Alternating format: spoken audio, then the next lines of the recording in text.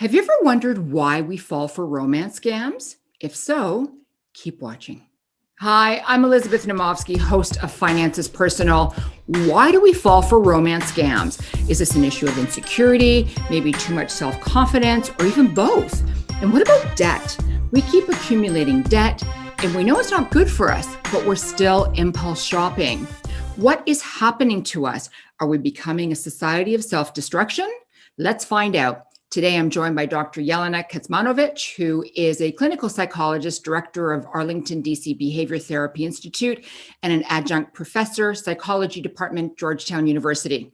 Today, we will discuss the psychology of becoming a victim of romance scams and the psychology of accumulating debt, and they are not too dissimilar. Dr. Kecmanovic, great to see you again.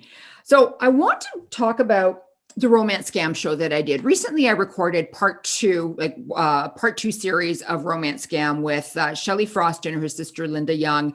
And Linda was a romance scam victim, and she was defrauded $150,000. And when I spoke to them and I told them that I would be speaking with you, they actually sent me some questions. And they sent specific questions because they wanted to learn as well from the experience that they had been through. Mm-hmm. And so basically they said, scammers look for successful and educated targets. So clearly these individuals have a good decision-making process in some parts of their lives. What makes someone vulnerable to being scammed? That's a great question. And I also want to say that I watched the show and it was wonderful. I was so glad to hear that, somebody had courage to share the experience. It was, you know what, that took huge courage for Linda to come out, and for them to write about it as well. Yeah, which is incredible. And I really admire them for that. And I think they did a huge service to a lot of people who might find themselves in a vulnerable situation, in a similar situation. And also, if they have had similar situations, they can see and realize this is not only me. And it's, I don't have to be completely ashamed of this and feel like this is a huge, overwhelming secret that I can't share with anybody. It's a very much a human experience. And that dovetails to, with an answer to your question. And that is, it really can happen to anybody. One thing that I think all of us confuse, even psychologists, we confuse sort of the, system one and system two thinking, as we call it in psychology. And that is this idea that our rational parts of self, which is, biologically, kind of generally speaking, this rational, logical, analytical part of self is housed kind of here, basically in prefrontal cortex, right? Mostly. And, we equate that part with everything else. And especially we confuse it with emotional part of the brain, which is housed actually, turns out, in a very different place, kind of like here under my hand in the back. And here.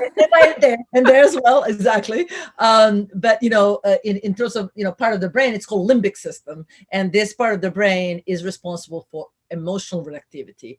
And sometimes it's dubbed, the emotional part, it's dubbed reptilian brain. Why? Because you see, evolutionary, when you look at animals all the way, more sophisticated animals up to humans, almost all animals have that limbic system and reptilian brain, not exactly in the same way, but it's actually not that different. Our reptilian brain, our emotional system is not that different from one of crocodiles or a dog or a pet, or pet dog, pet cat. To some extent, even like a cockroach, right? And that means nothing else than that's, evolutionary, that emotional system kind of has been pretty solid throughout and got more sophisticated and complicated over the evolution. But it's really not that different from animal ancestors. On the other hand, prefrontal cortex, we have by far more developed prefrontal cortex than any of our animal ancestors, basically, right? And so these are different systems, though, and they don't always talk to each other. And our rational brain cannot always basically dominate or shut down or quiet the emotional brain. The emotional brain kind of has, if you want to metaphorically speak, mind of its own. And sometimes when it flares up because we are in love, because somebody is meeting the needs that we haven't had met for months, for years, sometimes for decades, Mm-hmm. Then that, it's kind of like almost like that limbic system, almost comes on fire, right? Yeah. And the frontal lobe shuts down, right? And so it's really, this idea that we are such a consistent human beings that if in one area of life we are amazing, we are managers, we are, there's a saying actually in my field that they say, whoever told us that a space scientist is going to be able to pick up his socks every night, right? Those, you would think, okay, he works in NASA, right? I mean, he has this amazing, right, prefrontal cortex that works and so forth. But there's, that doesn't mean that, we are internally consistent and that he is going to be, a great partner or very tidy or Right. not being able, not prone to having emotions take the better of him, right? And so this is true for all humans. This happens, right? This happens. We have different systems in our brain, and sometimes one overwhelms the other, or the other one was the first one. And we also not consistent human beings. Very rare to find somebody who is consistent all across domains. So it shouldn't come as a surprise that that this can happen, and we can all be vulnerable. So,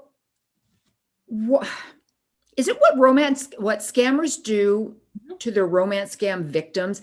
Is that the same technique that leaders of cults use on you as well?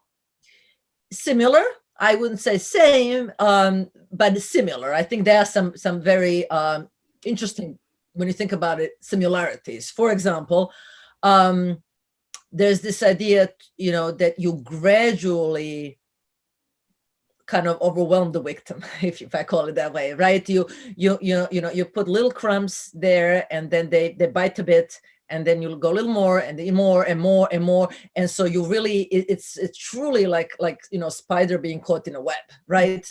And it's so this idea of masterfully developing this web and catching prey is, I think, a good metaphor. I think that both cult leaders and any kind of scammers really that scam people. It can be romance scam, it can be people who scam elderly, elderly scam, all kinds of scammers use the similar technique, right? They prey on people's vulnerabilities, right? And then they do it gradually, and you earn trust gradually, right? Yeah. So I'm going slowly. I'm not going to ask you for $100,000 overnight, right? But I'm going to gain your trust little bit, and then when I have you, then I'm going to ask for something like that.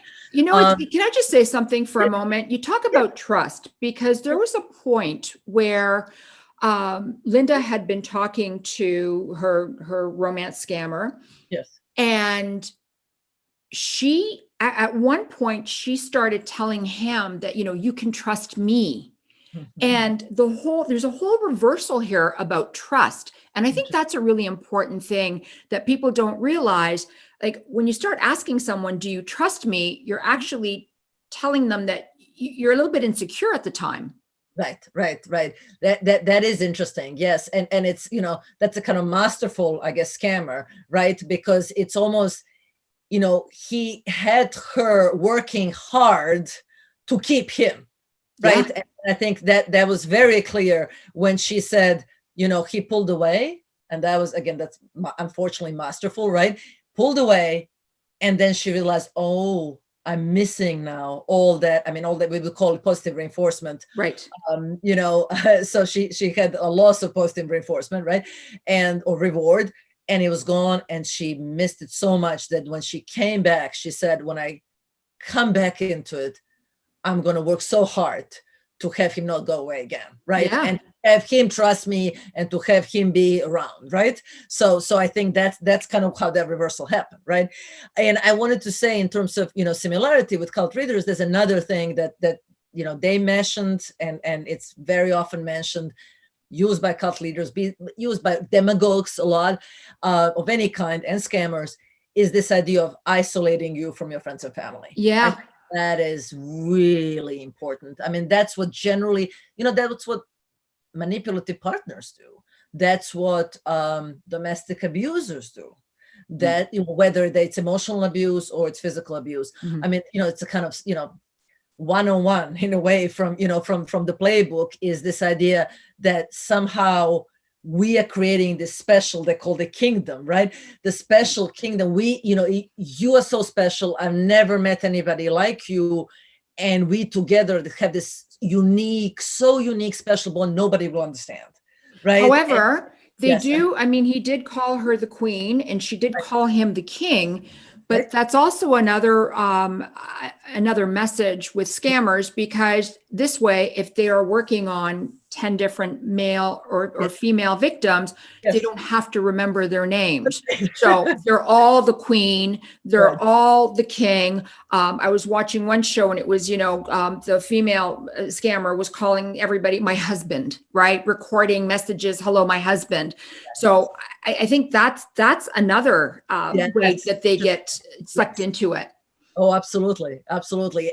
But it does, the choice though of the word king and queen suggests this, uniqueness, right? How special this is and how different and how outwardly it is. And nobody can understand that. We have something really special here. And so, of course they don't get it, right? And isolate, because you can really truly manipulate somebody only when you isolate them from other, from friends and family. So one of the questions they said was, the sisters in their book, they had a list of common questions to ask a loved one that they suspected is caught in a romance scam. And their book is called Her King the Con, How an Online Love Affair Nearly Led to Disaster. But the girls were wondering if there are additional words, phrases they can use to elicit information from a victim and or make them understand that they're in danger. Basically, do you have some suggestions on how to pull someone out of a brainwashed brain? Yeah.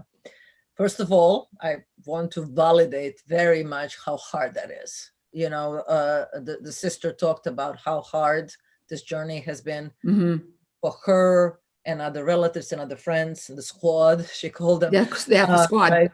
Yes. And I'm not surprised that it was that hard. I mean, it's actually almost miraculous that they succeeded in one way, right? Because it is so hard. Once somebody is so submerged almost, it's literally submerged underwater, right? It's so hard to pull them for air, metaphorically speaking. So the best advice that I would have is to start by really, really, really validating the feelings, really, not going directly into, we're concerned, what are you doing?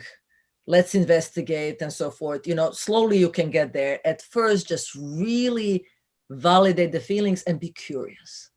Curious. This is amazing. You're experiencing this, he might be love bombing you, right? But that's amazing. I really would love to hear more about it.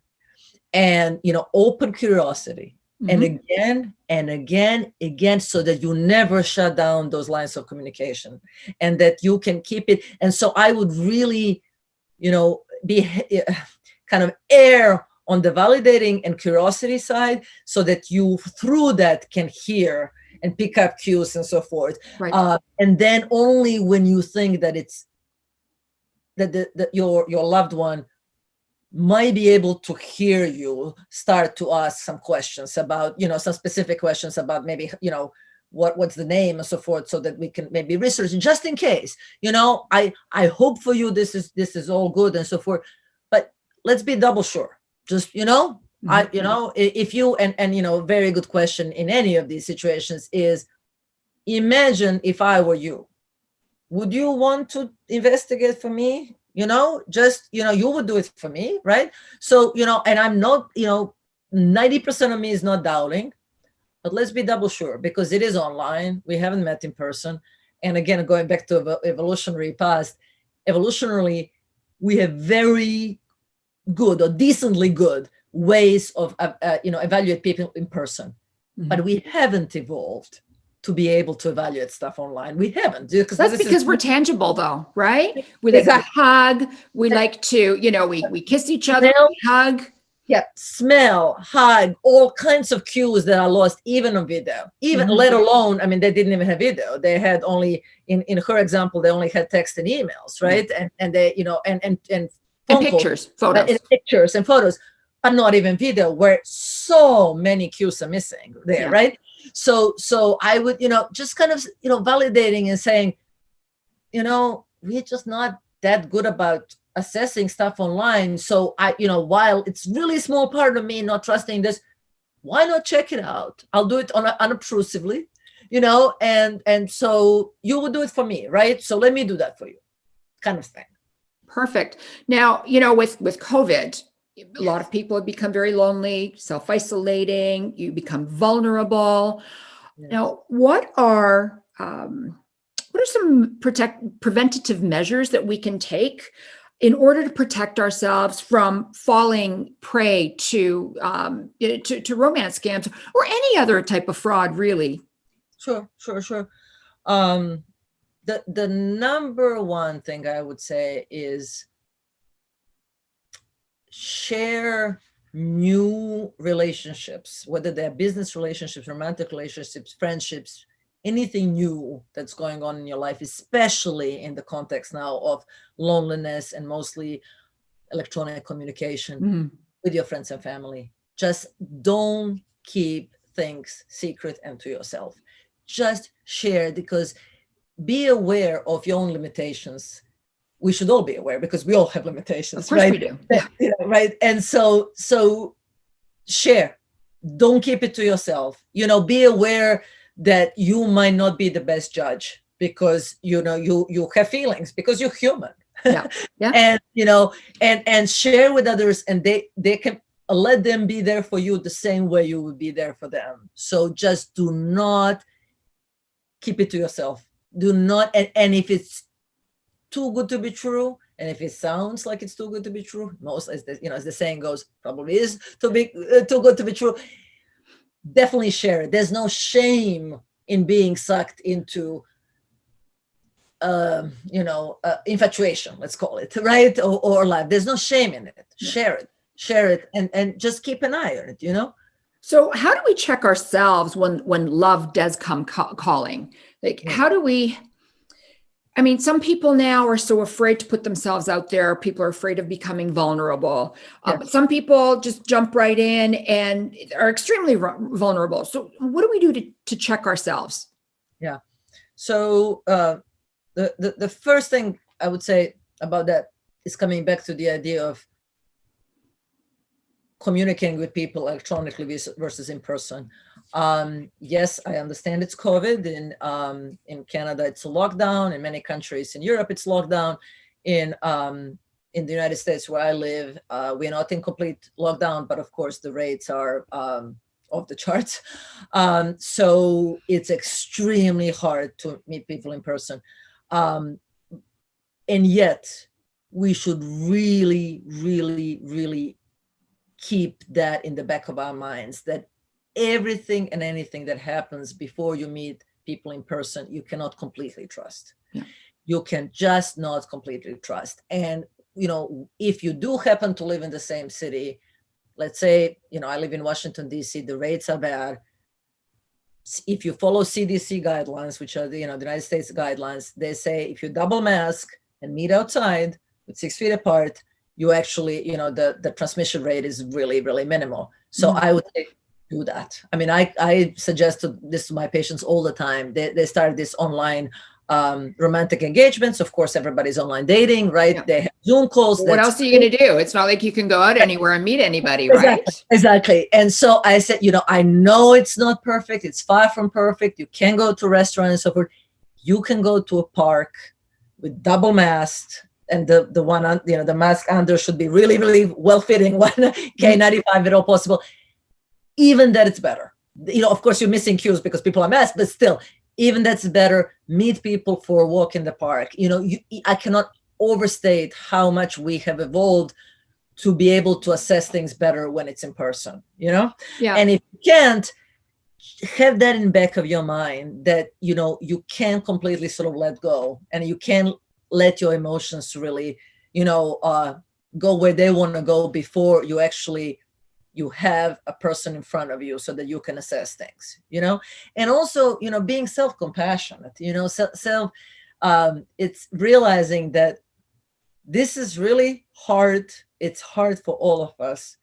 And being self-compassionate means being kind to yourself, realizing that you need to feel loved, that you need to feel good, that you need to feel like you know, somebody cares about you, and that you're going to give chance to somebody else, like your friends, your family members, to be your check when you can't be. That's also self-compassion, you know, allowing them to be compassionate toward you. You know, the other thing too is, you know, I've often said I'll never fail at anything. It's because I surround myself with really incredible human beings. And when I personally am going through something, I will reach out to the person that probably has been through that before or works in that industry or whatever. And I think it's really important to surround yourself with a good group, like a good team of friends, family that you can freely speak with. So that, you know, if you find yourself in a situation, you can actually go to them and say, hey, what are your thoughts? I need some help here. Exactly. Sticky, like the squad, right? They call it. Yes. Now, I've got there was a question that was posed on Finance's personal YouTube channel. And it was talking about the, you know, amount of romance scams worldwide. It's ridiculous. But it seems that women seem to fall victim to this style of cybercrime more than men do. Or do they? Or is it that women just go and report it more than men do? Of course, I can only hypothesize. And so I thought about this, and I think there is some truth probably to the idea that men are more reluctant to be open about it. Because there's machismo, after all, right? How does a man come out and say, well, you know, I've been duped, right? Or I've been sucked into that. There is, I think, it's almost, you know, harder to be, you know, consistent with that, you know, those gender norms, and to say, you know, look how weak I've been. So I think it's harder for men to probably admit to themselves, and definitely harder to admit to others, and then to the police that, you know, so I think there's something in that where maybe it's more shameful, so they don't report it to anybody, right? They do to their therapist though. However, there is no shame, right? There is no shame. No shame. And I have to say that I've been honored that actually several of my male clients have talked about that to me as a therapist.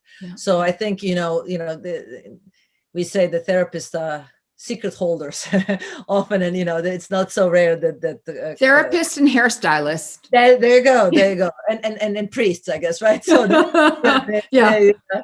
they come. People say, and, you know, I've never said this to anybody, and so I, you know, I've had male clients who talked about that, and which also makes me think about another issue, why men might be more reluctant to talk about it. You know, in the few clients that I've talked about, who, you know, a few of my patients who talked about being scammed online, it started not with romance, but I guess maybe somewhat predictably for men, it started with sex chats.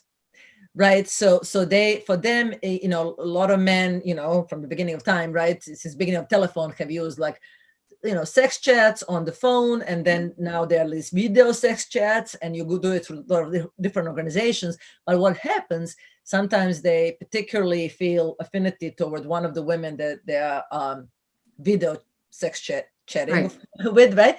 And then what happens, they start developing relationship with them. So it starts with sex, but it goes into a relationship. And then these women slowly start to tell them about their life, purported life, and about them being single mothers and this and that. And then, you know, the next thing you know, they say, can you send me a couple $1,000 and so forth. And, you know, so I think, again, it can be more shameful to admit I got sucked into it, starting with the sex chats. You see what I'm saying? Yeah. Where, you know, so my gut feeling is that it happens on both sides. It's just that there's more shame that men feel for all these reasons, but there's no shame. There is no shame in it. And, even if you just say it to the therapist or just to one person, just don't keep it to yourself. And those are absolutely amazing words to live by. Share it. You shouldn't be ashamed of it. And, go talk to the local police department, your therapist, whomever it is, because you're going to need some help. Yeah. So I'm going to switch away from romance scams, and I'm going to change the direction to the psychology of debt. Sure. And very similar to romance scams, people that are in debt, some people say, okay, well, if you're a victim of a romance scam, if you're in debt, well, you know what, you're greedy, and you've got an addicted personality, and maybe it's similar to gambling. Is this true? Yes and no. The answer would be, it depends. I think that it's what you say, it's similar to gambling. Gambling, we in psychology call it behavioral addiction, right? So we first of all make a distinction between sort of biological addictions and behavioral addictions. What's the difference? So the biological addictions are the ones where you psychologically get addicted to something, but also it's being addicted to alcohol or certain kind of drugs, for example, where also biology is working against you, where you really become dependent biologically on that substance. Okay. So there is a biological system actually, and then a psychological part, okay. Right? And then being addicted to, there's often these days people talk being addicted to your phone, right? Or, being addicted to video games or being addicted to gambling. Those are more behavioral addictions, right? So, can you be addicted to that in the same way? Yes, I think there's potentially a same sense of thrill, not of course by going to more debt per se, but you go into that because you acquire something. So yes. There's a thrill about, so you really, what addiction is to acquiring, to materialism, really. Yeah. Right? When you think about it, the addiction is to acquiring this and this next shiny thing and next shiny thing. So that, I think in that way we can think about it, behavioral addiction, right? And then, because that's not reinforcing that is negative, right? But you kind of, the bigger it becomes too overwhelming, and you put your head in the sand in terms of looking at how much each of these purchases deepens your debt. And so basically you just don't look at it. I mean, I talk to people all the time who get overwhelmed by all kinds of things. And that is one of the big ones. And they literally, I've talked to clients who, for 6 months, a bill comes, they just put it, they just can't look at it, you see. Yeah, if they don't look at it, it doesn't exist. Yep. That they can't, and it's really small things, like a bill from a doctor of $5 because that was a copay or whatever, becomes this giant thing, right? Because I just couldn't look at it, right? So let's go further with that then. I mean, there are people that are feeling depressed or anxious or stressed. And as you were saying, they'll do some impulse shopping because it gives them a short-term high. But then you've got that long-term debt that you have to deal with. Some people just keep putting the envelopes in a drawer and don't look at it. Mm-hmm. And, if they don't see it, it's not there. How do we reduce these feelings and instead use more helpful coping mechanisms so that we don't go through this? Sure. So in that way, I think that the impulse shopping, as you call it, is very similar to a lot of other things we do to distract ourselves from negative feelings, from negative thoughts. And we know very well that many people right now in the worldwide pandemic all across the world are suffering. They're really suffering for many reasons that I won't go through right now, right? So a lot of depression, sadness, grief, loss, anxiety, fears, phobias, obsessions, ruminations, self-recriminations, anger, frustration, irritability. I mean, just to name the few, right? And so these negative thoughts and feelings are uncomfortable. Nobody likes to feel them. Nobody likes to think them. Nobody likes to have those physical sensations that come with these negative feelings. So we distract, we avoid, we minimize, and we do it by impulse shopping, by going on Amazon and clicking and finding the next thing, clicking this and clicking this. You say it's just temporarily. It's not just high. I mean, there's potentially sometimes high, but often it's not even high. It's just avoiding the bad. At least I feel like okay, right? So it's really sad. Sometimes it's not even like I ask people like, did that actually make you feel good?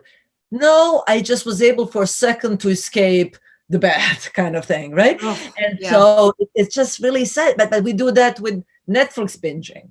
We do that with drinking. We do that with video games, right? It's escapism. Smoking cannabis a lot more now too. Absolutely. Smoking cannabis, very much so. And myriad of other things, right? So how do we change that? Well, the main approach is to make sure that we have pillars in our lives that are pillars of good mental health. And I'll say something that I'm sure that most of us, if not all, have heard almost ad nauseum during the last year, is make sure that you're not completely isolated, even if it's online, that you're socializing and talking to people. Make sure that you're moving your body in any shape or form. I'm not talking about even amazing exercise, just moving your body. If at all possible, be outside, spend some time outside. Mindfulness in all kinds of versions in yoga are extremely helpful, have huge, evidence-based that they're helpful. So, I think most of us eat healthy as much as you can. Most of us, if not again, all of us have heard this before. We know this, and yet it's so hard to be good about this, right? And to remind ourselves. So schedule it. Don't wait to feel like it. These pillars, schedule them into your day. Put them on the refrigerator. Tell all your friends that this is what you're doing. And so they'd ask, oh, how was that today? Yeah, become accountable for it. Right. Be accountable to somebody, to your partner, to your kids, to your parents, to anybody. Use the power, we call it, of social commitment, right? So use these tricks to make sure that you're doing for yourself, even though it's not the easiest thing to do, that this works in terms of the mental health, so that you will less rely on these avoidance strategies. I'm not suggesting that any of us are going to become saints and not rely on some of these or many of these avoidance and distraction strategies and means from time to time, but all in moderation. The problem becomes, of course, when we start and we are every night on Amazon. I keep talking about Amazon, but it's the biggest shopping place these days, and because people are mostly shopping online, it's Amazon, right? So every night I hear this, when a client the other day said, when my kids go to bed and I'm so exhausted from the day and I can't even like watch a series, but I go on Amazon, I start clicking and looking, and it's unfortunate, right? Because she's like, I don't even look how much it costs at this point. Oh yeah, that's a problem. Yeah. So there are behaviors just like that keep people in debt. Using your credit card to purchase, yes, whatever you can't afford. You're not even looking at the price. And then it just becomes a revolving balance on your account. Telling yourself you deserve things, FOMO, the fear of missing out, YOLO, you only live once. And a lot of people say, well, I can't take my money to the grave with me. There are these mindsets that people really need to do some work on and actually get them out of their mind. How do we get out of these mindsets? We don't deserve to go into debt like crazy, or just keep buying things on Amazon and not even looking at prices, or, you only live once. And we need to start actually being responsible for our actions. And that's something that we're not doing. So how do we get into this mindset? Well, one of the strategies that we use, psychologists use often, is, say to people, let your experience be the guide. You know, sometimes when it's convenient, we have such a short memory as human beings, right?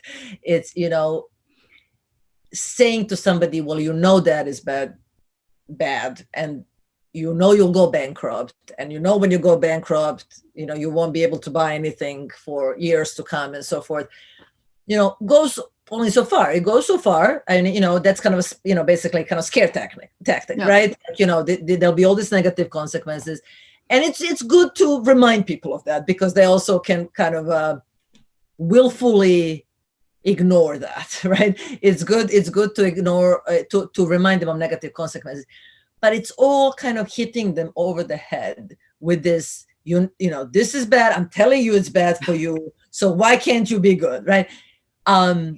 What tends to work better is couple things, is saying, let your experience teach you, let your experience be a teacher. You know, there's a Latin saying, my grandmother was a Latin teacher, so I was bombarded with Latin sayings all my youth, and there's this, you know, idea of history being the best teacher, right? So use your experience. You know, if you are, I don't know, 40 years old, okay, so in the past, when you got into the spending spree, what happened then? Let's go and I don't want to go there. Well, you know, I'm really curious. Let's go back there.